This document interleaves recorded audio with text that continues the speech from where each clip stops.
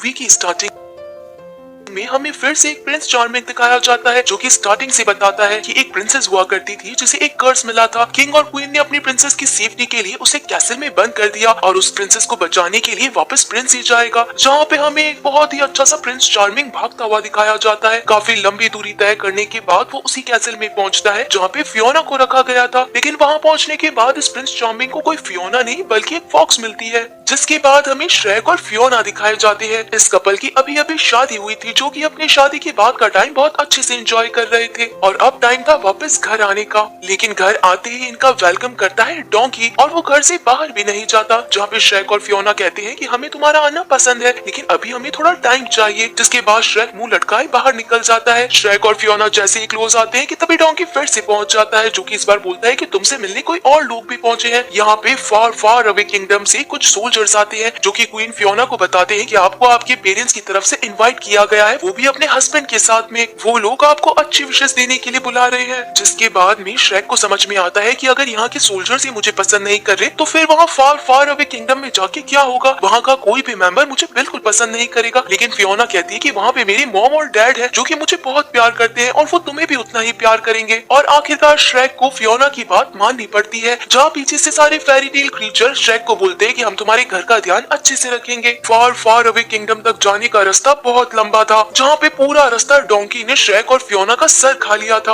आखिरकार इतना लंबा सफर तय करने के बाद ये लोग फियोना के किंगडम में पहुंच चुके थे। फियोना के किंगडम में आते ही यहाँ पे सभी लोग बहुत खुश थे कि काफी सालों बाद यहाँ पे प्रिंसेस वापस लौट आई है। फियोना और उसके हस्बैंड के वेलकम के लिए सभी लोग कैसल में पहुंच चुके थे। किंग हैरोल्ड और क्वीन लिलियन भी इन दोनों का इंतजार कर रहे थे, लेकिन जैसे ही ये दोनों बग्गी से बाहर आते हैं तो सभी के होश उड़ जाते हैं, क्योंकि असल में ये प्रिंस और प्रिंसेस नहीं बल्कि ऑगर थे, यानी कि राक्षस और राक्षसनी। इतने बुरे दिखने वाले लोगों का तो कोई वेलकम नहीं करता। श्रेक अभी भी फियोना को समझाता है कि ये सही टाइम है, हम लोग यहाँ से चले जाते हैं। तभी यहाँ पे किंग हैरोल्ड बोलता है कि ये हमारी बेटी नहीं हो सकती है, जहाँ लिलियन बोलती है कि ये हमारी ही बेटी है, बस ये थोड़ी सी बड़ी हो गई है। डिनर टेबल पे ये लोग सोचते हैं कि आपस में बात अच्छी होगी, लेकिन देखते ही देखते यहाँ बात बहुत गर्म हो जाती है। किंग हैरोल्ड और श्रेक के बीच बहुत कहासुनी हो जाती है। क्वीन लिलियन और प्रिंसेस फियोना दोनों इन्हें समझाने की कोशिश करते हैं कि प्लीज चुप हो जाओ, कोई तो चुप हो जाओ, लेकिन ना तो किंग हैरोल्ड पीछे हटते हैं और ना ही श्रेक चुप होता है। जिसके बाद फियोना गुस्से में आके यहाँ से चली जाती है। फियोना अपने कमरे में आके रोने लग जाती है, जिसके बाद यहाँ कुछ बबल्स आने लग जाते हैं। असल के अंदर यहाँ पे इनकी फेरी गॉड मदर आ चुकी थी, जो कि फियोना से पूछती है कि आखिर तुम यहाँ पे कब आई। तो फियोना बताती है कि मेरी शादी हो चुकी है, जिसके ऊपर फेरी गॉड मदर बोलती है कि ऐसे कैसे हो सकता है, जहाँ फियोना बोलती है कि हाँ श्रेक ने मुझे कैसल से छुड़वाया था, जिसके बाद मैं मेरे मदर फादर से मिलने के लिए आई हूँ। फेरी गॉड मदर फियोना को उदास देख के उसके लिए बहुत कुछ करने की कोशिश करती है, लेकिन फियोना को ये सब बिल्कुल पसंद नहीं आता। और इसी टाइम यहाँ श्रेक भी आ जाता है, जो कि फियोना को बोलता है कि हम यहाँ से अभी के अभी जाएंगे।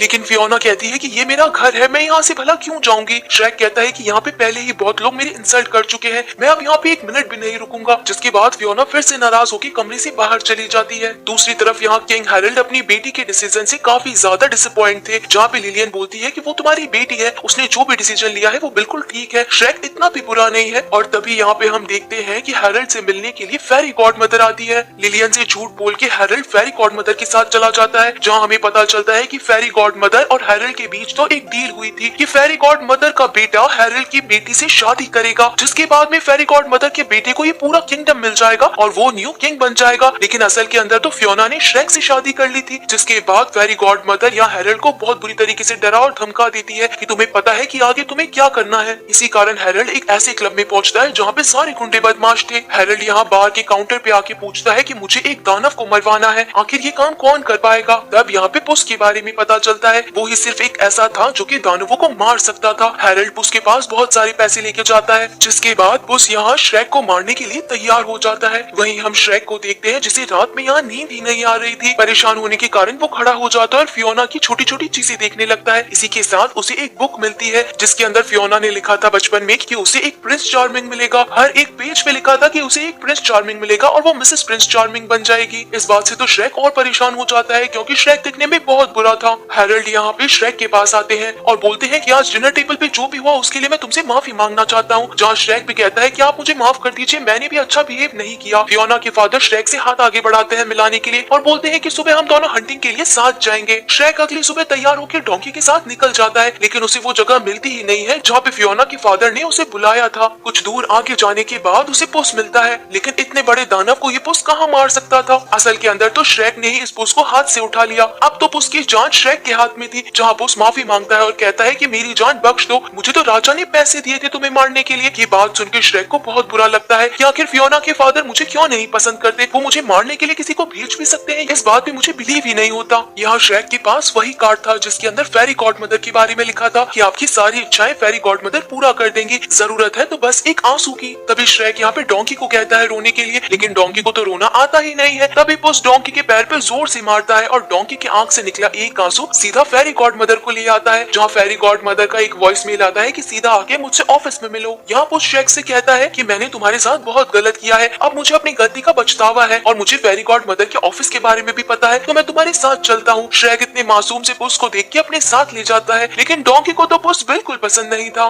दूसरी तरफ जब फियोना की आंख खुलती है तो उसके आसपास श्रेक नहीं था। यहाँ आज श्रेक और फियोना का रिसेप्शन होने वाला था, जिसके अंदर फियोना के पेरेंट्स इस चीज की तैयारी कर रहे थे, लेकिन लिलियन अपने हस्बैंड से कहती है कि तुम अपनी बेटी के रिसेप्शन के लिए बिल्कुल भी खुश नहीं हो। जहाँ हैरोल्ड बोलता है कि कौन खुश होगा एक दानव से अपनी बेटी की शादी कराने में। तभी यहाँ फियोना पहुंच जाती है इन दोनों से पूछने के लिए कि क्या आपने श्रेक को देखा है। तो लिलियन को तो नहीं पता होता है कि श्रेक कहाँ गया है, लेकिन हैरोल्ड भी यहाँ कुछ नहीं बताता कि श्रेक आखिर कहाँ गया है। दूसरी तरफ श्रेक डोंकी और पुस के साथ में फेरी गॉडमदर के ऑफिस में पहुंच जाता है। वहाँ रिसेप्शन पे बैठा बंदा श्रेक को अंदर नहीं जाने देने वाला था, तो श्रेक यहाँ बोलता है कि हम तुम्हारा क्वालिटी मटेरियल चेक करने के लिए आए हैं, किसी को बताना मत कि हम यहाँ पर आए हैं। इसी कारण वो बंदा श्रेक को अंदर जाने देता है, लेकिन अंदर जाने के बाद हमें पता चलता है कि ये फेरी गॉडमदर बिल्कुल भी अच्छी नहीं थी। वो लोगों के ऊपर मैजिक करके उन्हें कुछ भी बना देती थी और उनके लैब में तो अलग अलग चीजें बनाई जा रही थी। जिसके बाद में श्रेक उसी जगह पहुंच जाता है जहाँ पे फेरी गॉडमदर थी। फेरी गॉडमदर श्रेक को देखते ही चिल्ला पड़ती है कि आखिर तुम यहाँ पे कैसे अंदर आ गए, यहाँ से निकल जाओ। तो श्रेक कहता है कि मुझे फियोना के बारे में बात करनी है, फियोना और मेरे बीच में कुछ ठीक नहीं चल रहा है। तो फेरी गॉडमदर समझ जाती है कि ये तो फियोना का हस्बैंड है और मुझे इसे रास्ते से हटाना है। तो वो श्रेक को बोलती है तो चलो मैं तुम्हारे लिए कुछ चीज देखती हूँ, लेकिन असल के अंदर ये फेरी गॉडमदर श्रेक को और डिमोटिवेट कर देती है। वो बोलती है कि कोई भी प्रिंसेस के साथ में दानव नहीं टिक सकता है। फियोना ठहरी एक प्रिंसेस और तुम ठहरे एक दानव, तो इससे अच्छा होगा कि तुम उससे दूर ही रहो। लेकिन श्रेक इतनी आसानी से हार नहीं मानता है। वहाँ काम कर रहे लोगों का एक ड्रेस पहन के वो लैब के अंदर पहुंच जाता है, जहाँ काफी सारी मैजिकल टॉनिक रखे थे। तभी पुस इन मैजिकल टॉनिक के पास चढ़ता है और लव टॉनिक को ढूंढने की कोशिश करता है। डोंकी बाहर पहरेदारी दे रहा था, लेकिन तभी कुछ लोगों का ध्यान यहाँ आता है कि टॉनिक रूम के अंदर जरूर कोई ना कोई है। पुस फटाफट से वो लव टॉनिक अपने हाथ में उठा लेता है। श्रेक इन दोनों को लेके बाहर निकलता है, लेकिन तब तक काफी सारे सोल्जर्स इन पे अटैक करने के लिए आने वाले थे। श्रेक कैसे तैसे यहाँ से भागता हुआ निकलता है और एक बड़े से टॉनिक के जार को नीचे गिरा देता है, जिसके कारण यहाँ जितने भी लोग काम कर रहे थे और इसी के साथ जिनके ऊपर एक्सपेरिमेंट हुआ था वो अपने असली रूप में आ जाते हैं। लैब में जब इतनी सारी चीजें हो जाती है तब यहाँ पे फेरी गॉडमदर और उसका बेटा दोनों आते हैं। वो देखते हैं कि आखिर ये सब किसने किया। तो फेरी गॉडमदर बोलती है कि ये सब उस राक्षस ने किया है, उसे अब तो मैं बिल्कुल नहीं छोड़ूंगी। इसी के साथ फेरी गॉडमदर को ये भी पता चल जाता है कि लव टॉनिक यहाँ से गायब है।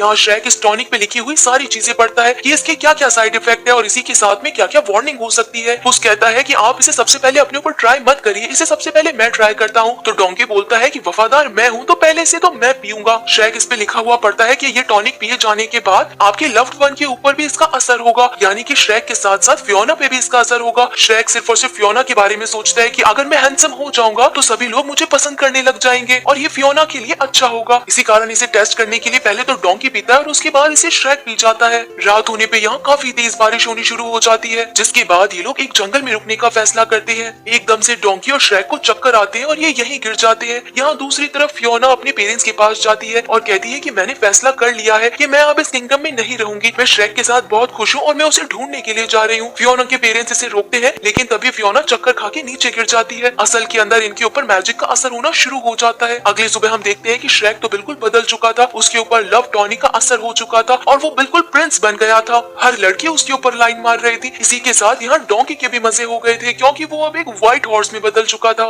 बॉटल पे ये भी लिखा था कि अगर रात होने से पहले श्रेक ने फियोना को किस नहीं किया तो वो वापस से पहले जैसे बन जाएंगे। श्रेक अपने कपड़े चेंज करके वापस से फार फार अवे टाउन की तरफ आगे बढ़ता है, लेकिन वो कैसल में नहीं जा पाता है। कैसल में जाने से पहले ही वहाँ फेरी गॉडमदर आ जाती है। दूसरी तरफ फियोना की भी जब नींद खुलती है तो वो खुद को देखती है कि वो पूरी की पूरी बदल चुकी है। यहाँ फेरी गॉड मदर खुद के बेटे को लेके आती है। यहाँ ये प्रिंस चार्मिंग फियोना को बोलता है कि मैं ही तो श्रेक हूँ। सारी फैमिली एक दूसरे से मिलकर बहुत खुश हो जाती है कि फाइनली ये लोग दानव से बदल के नॉर्मल इंसान में बन चुके हैं। लेकिन फियोना को प्रिंस चार्मिंग पे शक हो रहा था। इधर फेरी गॉड मदर ने श्रेक को ऐसा दिखाया कि फियोना इस प्रिंस चार्मिंग के साथ में बहुत खुश है, तो तुम अब यहाँ से चले जाओ। श्रेक उदास हुए उसी बार के अंदर जाता है जहाँ पे किंग हमेशा आया करता था। श्रेक को कुछ समझ में नहीं आता कि फियोना ने आखिर उसके साथ ऐसा क्यों किया। तभी यहाँ श्रेक को किंग की आवाज आती है। श्रेक पीछे से जाके देखता है तो उसे पता चलता है कि फेरी गॉड मदर से तो मिलने के लिए किंग हेरल्ड आए हैं और इन दोनों के बीच में तो एक डील हो रखी है कि फियोना को श्रेक से दूर करना है और श्रेक की जगह यहाँ प्रिंस चार्मिंग को लेकर आना है। ये बातें श्रेक सुन लेता है, इसी कारण वो फियोना की तरफ भागने लगता है कि फियोना को ये सब बातें बताना जरूरी है। दूसरी तरफ कैसल के अंदर यहाँ प्रिंस और प्रिंसेस का रिसेप्शन था, इसी कारण बहुत बड़े बड़े सेलिब्रिटी यहाँ पे पहुंच रहे थे। फेरी टेल क्रीचर अपने घर पे बैठ के श्रेक और फियोना का रिसेप्शन देख रहे थे। लेकिन तभी लोगों के पास न्यूज आती है कि एक आदमी व्हाइट हॉर्स और इसी के साथ एक पुस को किडनैप कर लिया गया है। लेकिन जब ये लोग रिवाइंड करके इसे देखते हैं तो पता चलता है कि ये तो श्रेक और डोंकी है और ये लोग बहुत मुसीबत में है। फेरी गॉड मदर ने हेरल्ड को एक टॉनिक दिया था, इसी के साथ बोला था कि इसे फियोना को पिलाना है। फियोना इसे पीने के बाद हमेशा ऐसी ही रहेगी और हमेशा हमेशा के लिए प्रिंस चार्मिंग से प्यार करने लग जाएगी। इसी कारण हेरल्ड ये टॉनिक चाय में मिला के फियोना के पास ले जाता है। फियोना को अभी भी बिलीव नहीं था कि ये मेरा ही श्रेक है, उसे लग रहा था कि ये कोई और इंसान है। यहाँ श्रेक, पुस और डोंकी बंधे हुए थे। तभी यहाँ पे सारे फेरी टेल क्रीचर पहुंच जाते हैं और इन तीनों को आजाद कर देते हैं। लेकिन ये लोग अब कैसल तक कैसे पहुंचे, क्योंकि इनके पास ना तो जाने का रास्ता है और ना ही लड़ने के लिए कोई भी सामान है। तब यहाँ श्रेक को एक आइडिया आता है और वो जिंजर ब्रेड से कहता है कि क्या तुम्हारे पुराने कनेक्शन अभी भी है, हमें बहुत सारा मफिन चाहिए। जिसके बाद श्रेक और उसके सारे साथी पहुंच जाते हैं मफिन स्टोर के अंदर। दूसरी तरफ फियोना के पास में प्रिंस चार्मिंग था जो कि श्रेक बनने का नाटक कर रहा था। इसी कारण फियोना गुस्से में आगे चली जाती है। लेकिन तभी फंक्शन स्टार्ट हो जाता है और इन दोनों को डांस करना पड़ता है।